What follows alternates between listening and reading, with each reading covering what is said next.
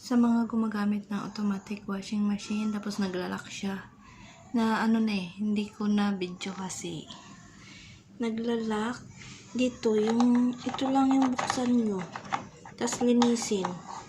Nalinis ko na kasi hindi ko na videohan. Ayan yung dumi, yan yung dumi, tapos tubig, maraming tubig na stuck kasi nabarahan yung filter niya. Kaya ayan, ganito lang, huwag nyo nadalhin sa mga mekaniko or ang tawag doon sa mga technician. Huwag nyo nadalhin sa technician.